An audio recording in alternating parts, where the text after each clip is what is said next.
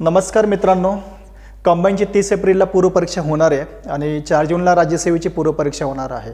मग या परीक्षांसाठी आपल्याकडे काय स्ट्रॅटेजी असल्या पाहिजे आहे त्यावर आपण आज सविस्तर चर्चा करणार आहोत। मुळात म्हणजे जे काही अनुभवातून बघितलेले जे काही एक्सपिरियन्स आहे ते अपयशी का होतात, तर पूर्वपरीक्षेमध्ये अपयश झाल्यामुळे नेहमी ते VCS सायकल जी आहे, ठीक आहे, फेल्युअर ऑफ VCS सायकल जे आहे, अपयशाचं जे काही दुष्टचक्र आहे त्याच्यामध्ये ते अडकत जातात।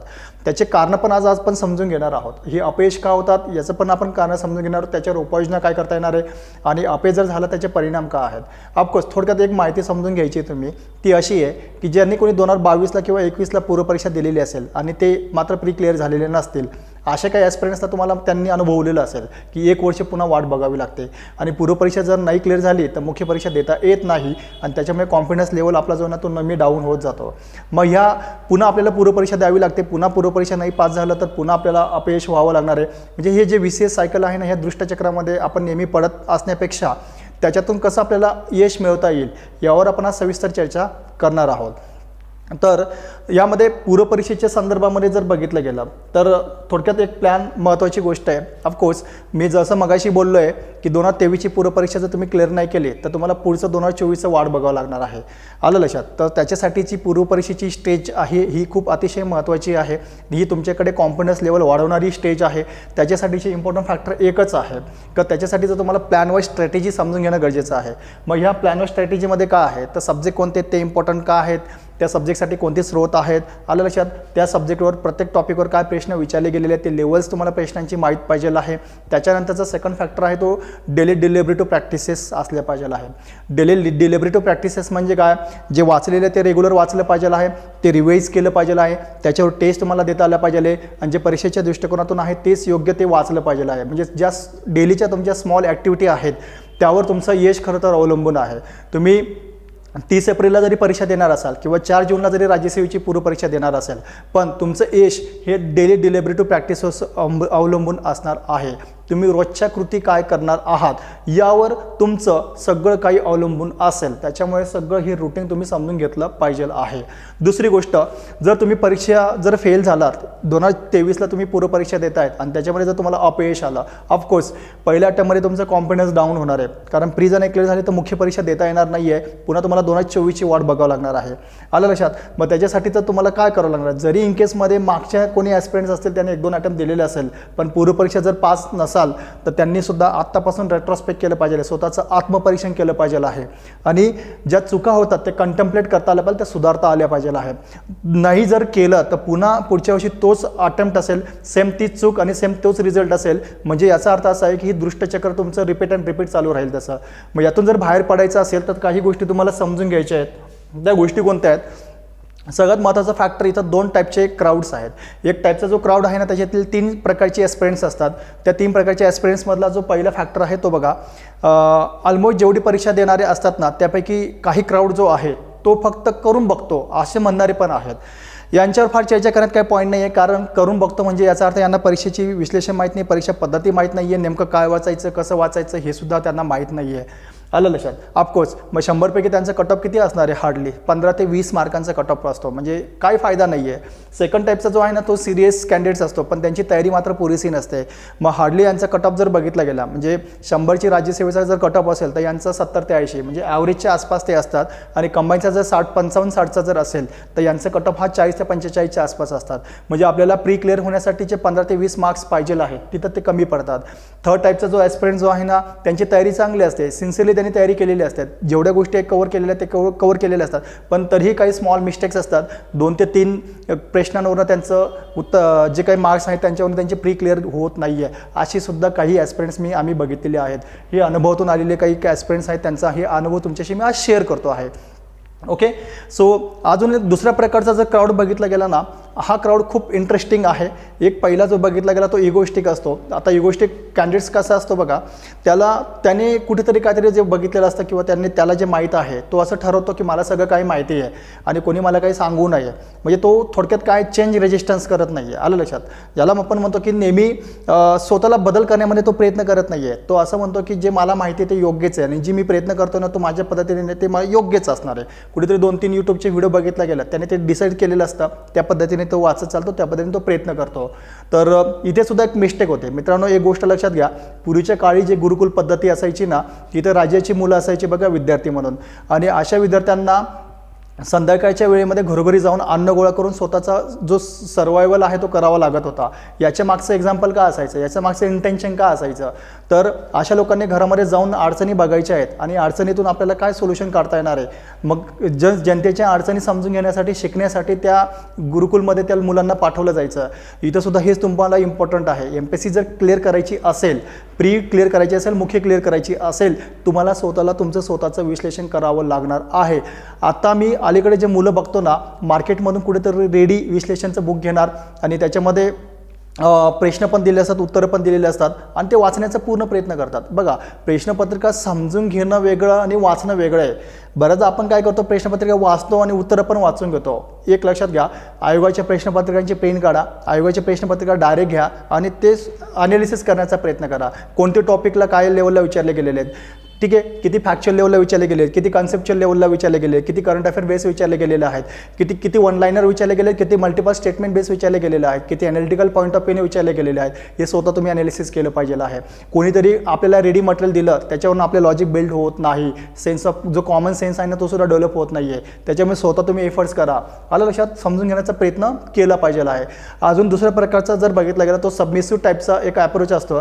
सबमिसिव्ह टाईपमध्ये खूप इंटरेस्टिंग अजून एक फॅक्टर आहे की अशा प्रकारची जर कॅन्डिडेट जर बघितले गेले, कुठून तरी काहीतरी एक कोणाकडनं तरी ऐकलेलं असतं आणि ते ब्लाइंडली फॉलो करतात आणि त्याच्यामुळे ते सुद्धा समजून घेत नाही आहे. मग अशामुळे सुद्धा त्यांच्या मिस्टेक्स होतात, त्या चुका करतात.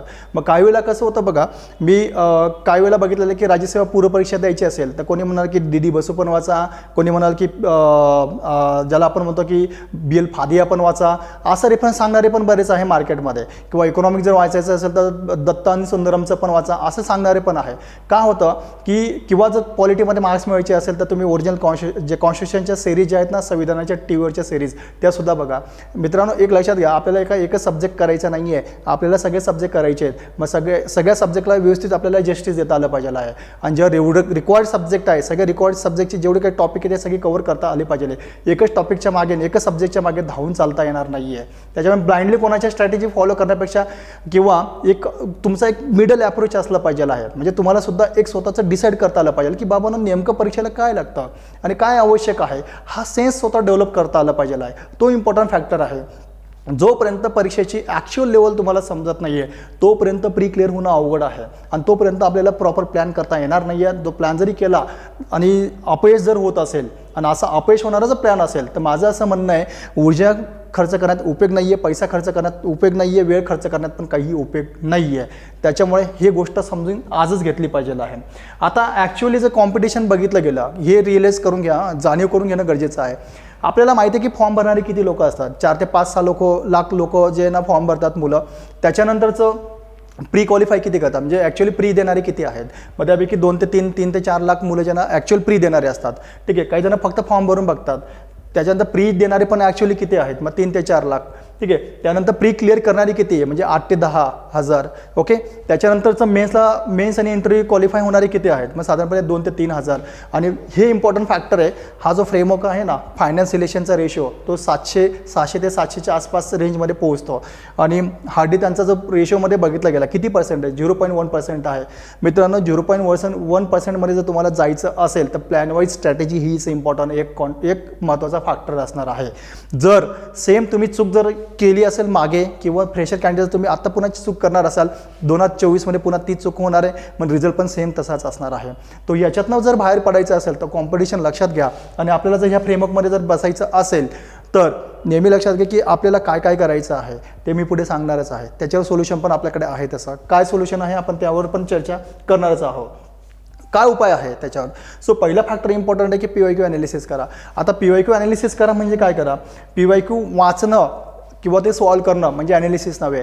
तर ॲनालिसिस करताना त्याचे बारकावे समजून घेतले पाहिजे. ते ब्रेक करा म्हणजे काय, फॉर एक्झाम्पल प्रत्येक सब्जेक्ट वाईज रिक्वायरमेंट का आहे, प्रत्येक सब्जेक्ट वाईज टॉपिक वाईज आपल्याला काय लेवलला प्रश्न विचारले गेलेले आहेत आणि जे टॉपिकवर विचारले गेले आहेत ते कोणत्या प्रकारचे प्रश्न विचारले गेलेले आहेत. ते मल्टिपल स्टेटमेंटमध्ये विचारले गेले आहेत, वन लायनरमध्ये विचारले गेलेले आहेत, कन्सेप्च्युअल बेस विचारले गेलेले आहेत का, रिझन आणि स्टेटमेंट बेस विचारले गेलेले आहेत का, जोड्या लावामध्ये किती विचारले गेलेले आहेत.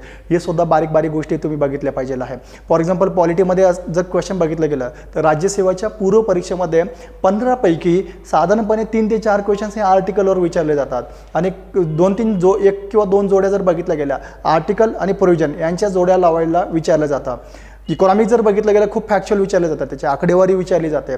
आलं लक्षात? म्हणजे फॅक्च्युअल बेस किती आहे, अनालिसिस कन्सेप्च्युअल बेस किती आहे, आलं लक्षात? त्याच्यानंतर ॲप्लाइड बेस किती आहे, ह्या टाईपचे सगळे प्रश्नपत्रिका तुम्हाला ॲनालिसिस करताना त्या गोष्टी समजल्या पाहिजे आहे. प्रश्नपत्रिका फक्त वाचून घेऊ नका. टफ क्वेश्चन आपण काय करतो, हार्डली मागच्या PYQ जर बघितल्या गेल्यात ना तर त्या प्रश्नपत्रिकांमध्ये आपण टफ क्वेश्चनला टार्गेट करतो. टफ क्वेश्चनला टार्गेट करण्यास काही पॉईंट नाही आहे. बऱ्याचदा बघितलं गेलं तर प्रश्न सोपे असतात, पण आपल्याकडनं ते छोटे छोटे मुद्दे क्लिअर नसल्यामुळे आपल्याकडनं ते चुकण्याची शक्यता जास्त असते. ओके, बऱ्याचदा आपण टफच क्वेश्चन टार्गेट करतो पण इझी क्वेश्चन सोडून देतो. सो इझी क्वेश्चनवर पण सुद्धा यांना भर दिला पाहिजे आहे. मग थोडक्यात एक एक्झाम्पल जर दिलं गेलं ना तर थोडक्यात आपल्याला माहिती आहे मागच्या वेळेला कंबाईनला प्रश्न विचारला गेलेला की शोषणाशी संबंधित कलम कोणतं आहे तसं. ओके, किंवा 105 घटनादुरुस्ती जी केली गेलेली किती कलमांमध्ये घटनादुरुस्ती केली गेलेली आहे. राज्यसेवा पूर्वपरीक्षेला असे विचारले गेलेले प्रश्न आहेत. किंवा पहिल्या आता बघा प्रश्न इंटरेस्टिंग आहे. MPSCने मागे जे प्रश्न विचारले गेले खरं तर मी प्रश्न दाखवायला पाहिजे आहे. पुढच्या वेळेला नक्कीच मी तुम्हाला PYQs ॲनालिसिसमध्ये दाखवेल. तुम्ही थोडंसं टचमध्ये राहायचं आहे. अपडेट जर राहिलं तुम्हाला मी PYQs ॲनालिसिस करून दाखवेल कसं करायचं ते. ॲनालिसिस करता आलं पाहिजे. ॲनालिसिस कसं करायचं ना हे इम्पॉर्टंट फॅक्टर आहे. आता फॉर एक्झाम्पल पॉलिटीमध्ये फंडामेंटल राईटला काय विचारलं गेलेलं आहे, कोणत्या मायक्रो पॉईंटला धरून त्यांनी प्रश्न विचारलेले. आपल्याला वरवर लेवल माहीत असतं किंवा खूप डीपमध्ये माहीत असतं, कधी कधी बेसिक गोष्टी माहीत नसतात. फॉर एक्झाम्पल अटॉर्नी जनरलवर विचारला गेलेला प्रश्न आहे, त्यांचा कलम विचारला गेलेला आहे.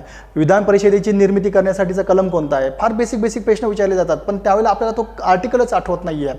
किंवा असा प्रश्न विचारला गेलेला की जसं नवीन राज्यांची जी निर्मिती केली जाते त्या संदर्भामध्ये विचारला गेलेला की नागांच्या बाबतीमध्ये काय 371 ही हा पहिलाच आर्टिकल आहे, राज्यांना विशेष जे का दर्जा दिला जातो तो. सो एकदम बेसिक गोष्टी ज्या आपल्याकडनं राहून जातात आणि त्याच्यामुळे ज्या आहे ना आपल्याकडनं चुका होतात. सो माझं असं वैयक्तिक मत आहे की वाचन करताना तुम्ही बेसिक गोष्टी छोट्या गोष्टी क्लिअर करण्याचा प्रयत्न करा. आलं लक्षात? आपण ब्रॉडली लक्षात ठेवतो पण छोटे मायक्रो फॅक्ट्स लक्षात ठेवत नाही आहे. सो PYQ ॲनालिसिस करताना हे तुम्हाला लक्षात आलं पाहिजे आहे. सेकंड पॉईंट असं आहे की PYQ ॲनालिसिस करण्याचा फायदा काय, विषयानुसार तुम्हाला प्रश्नांचं स्वरूप समजतं आणि प्रश्नांचं स्वरूप समजल्याशिवाय तुम्हाला वाचण्याची स्ट्रॅटेजी समजणार नाही आहे. ही गोष्ट तुम्ही समजून घेतलं पाहिजे आहे. आणि रिव्हिजन आणि बेसिक कॉमन सेन्स वाढवता आलं पाहिजे आहे. रिव्हिजन केल्याने जेवढं तुम्ही वाचणार तेवढं तुमचे लॉजिक डेव्हलप होणार आहे. जेवढं तुमचे लॉजिक डेव्हलप होणार आहे तेवढं तुम्हाला प्रश्न टॅकल करता येतील. आणि जर प्री क्वालिफाय व्हायचं असेल सो पहिला माझा फॅक्टर जे मुलं बरीच काही चुका करतात, जे इग्नोर करतात, आलं लक्षात, तर ते फॅक्टर आहे तो PYQ ॲनालिसिस करणं. आणि हा सगळ्यात इम्पॉर्टंट फॅक्टर आहे की जे तुम्हाला ॲक्च्युअल डायरेक्शन देणारं आहे मागच्या प्रश्नपत्रिकांचं. बरेचदा मुलं टेस्ट देऊन डिसाईड करतात की काय लेवल विचारलं जाणार आहे. मार्केटमध्ये टेस्टची लेवल बघितलं गेलं कधी खूप टफ पण विचारले जातात, कधी खूप सोपे पण विचारले जातात. आपल्याला MPSC आयोगाची जी लेवल आहे तीच लेवल थोडंसं बघितलं पाहिजे आहे. बाजारामधलं रेडी पुस्तक घेण्यापेक्षा आपण ॲक्च्युअल प्रश्नपत्रिकांचं जर विश्लेषण केलं ना अजून आपल्याकडे ना व्ह्यूज कळतात, पर्स्पेक्टिव्स कळतात. त्यासाठी हे इम्पॉर्टंट फॅक्टर आहे तसं. ओके, सगळ्यांना शुभेच्छा. आपण नेक्स्ट व्हिडिओमध्ये पुन्हा भेटूयात.